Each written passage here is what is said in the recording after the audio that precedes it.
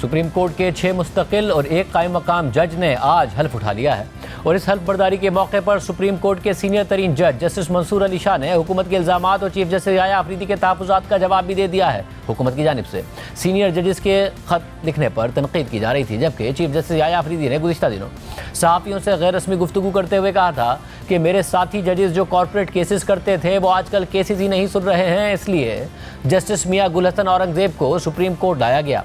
4 जजेस का खत अभी खोला भी नहीं था, देखा कि टीवी पर चल रहा है, न जाने इंतज़ार क्यों नहीं करते, पैनिक क्यों कर जाते हैं। इस पर आज सुप्रीम कोर्ट के सीनियर तरीन जज जस्टिस मंसूर अली शाह से गैर रस्मी गुफ्तगू के दौरान सहाफ़ी ने सवाल किया कि चीफ जस्टिस कहते हैं कि आप काम नहीं करते, इस पर आप क्या कहेंगे। जस्टिस मंसूर अली शाह ने मुस्कुराते हुए जवाब दिया कि बिल्कुल, हम तो यहाँ सिर्फ चाय पीने आए हैं, वैसे कभी फुर्सत मिले तो रिकॉर्ड देख लीजिएगा, आपको मालूम हो जाएगा कि कौन कितना काम करता है। सब कुछ सुप्रीम कोर्ट की वेबसाइट पर मौजूद है, पता चल जाएगा कि किसने कितने रिपोर्टेड जजमेंट्स दिए हैं। सहाफ़ी ने फिर सवाल पूछा कि आपके बारे में चीफ जस्टिस कहते हैं कि ख़त लिखने वाले जजेस पैनिक कर गए हैं, तो इस पर जस्टिस मंसूर अली शाह ने तंज़िया जवाब दिया कि देखिए, इस वक्त भी मेरे हाथ पाँव काँप रहे हैं। सहाफ़ी ने जस्टिस मंसूर अली शाह से सवाल किया कि क्या दीगर जजेस भी आपके साथ हैं, तो इस पर जस्टिस मंसूर अली शाह ने जस्टिस अकील अब्बासी के कंधे पर हाथ रखते हुए जवाब दिया कि देखिए, है ना।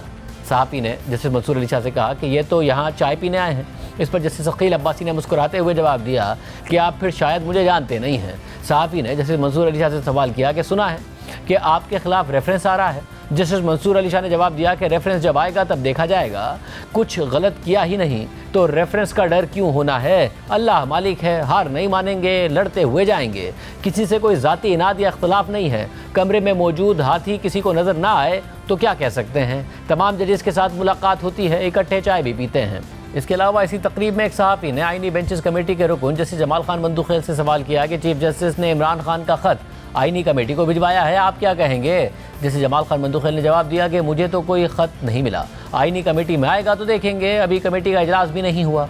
एक सहाफ़ी ने इस तकरीब में शरीक इस्लामाबाद हाई कोर्ट की सीनियरिटी में नीचे जाने वाले जज जस्टिस मोहसिन अख्तर कियानी से सवाल किया कि आप इधर हैं, कायम मकाम chief justice Islamabad high court की हल्फ बर्दारी तो ऐवान सदर में हो रही है। इस पर जस्टिस मोहसिन अख्तर कियानी ने मुस्कुराते हुए जवाब दिया कि मैं इधर ही ठीक हूँ। सिंध, पेशावर और बलूचिस्तान हाई कोर्ट्स के कायम मकाम चीफ जस्टिस के साथ साथ आज इस्लामाबाद हाई कोर्ट के कायम मकाम चीफ जस्टिस सरफराज डोगर ने भी हल्फ उठा लिया है। ऐवान सदर में सदर आसिफ अली जरदारी ने उनसे हल्फ लिया, ताहम जस्टिस सरफराज डोगर की इस्लामाबाद हाई कोर्ट में सीनियरिटी तनाज़े का सबब बनी हुई है। चीफ जस्टिस आमिर फारूक के बाद justice Mohsin Akhtar Kayani seniority list में सबसे ऊपर थे, लेकिन लाहौर हाई कोर्ट से लाए गए जस्टिस सरफराज डोगर को इस्लामाबाद हाई कोर्ट में उनसे ऊपर रखा गया और जस्टिस आमिर फारूक के सुप्रीम कोर्ट जाने के बाद जस्टिस सरफराज डोगर को कायम मकाम चीफ जस्टिस भी बना दिया गया है।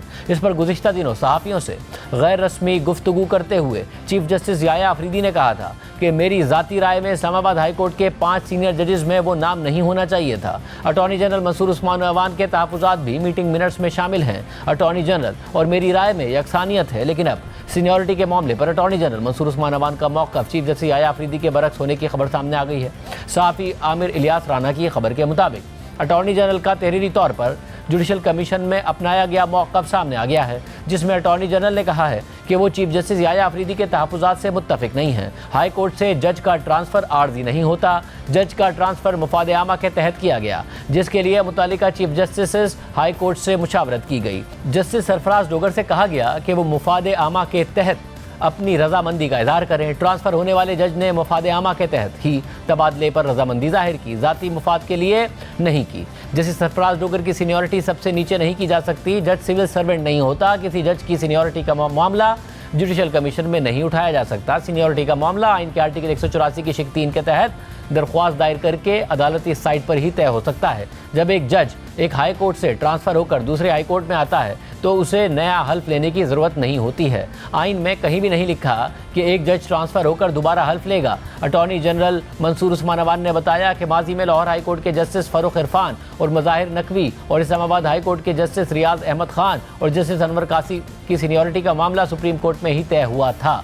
हमने इस खबर पर मौक़िफ़ लेने के लिए अटॉर्नी जनरल मंसूर उस्मान अवान से रब्ता किया तो उन्होंने कहा कि जुडिशल कमीशन की कार्रवाई को कवायद के मुताबिक खुफिया रखा जाना चाहिए। इस मामले पर मेरे ख्यालात रिकॉर्ड का हिस्सा हैं। बेहतर होगा कि आप तस्दीक के लिए जुडिशल कमीशन के सेक्रेटरी से रब्ता करें। वो जुडिशल कमीशन के रिकॉर्ड के निगरां हैं और मीटिंग्स के मिनट्स तैयार करते हैं। मेरी राय में इनफरादी अराकीन उनका इंकिशाफ नहीं कर सकते।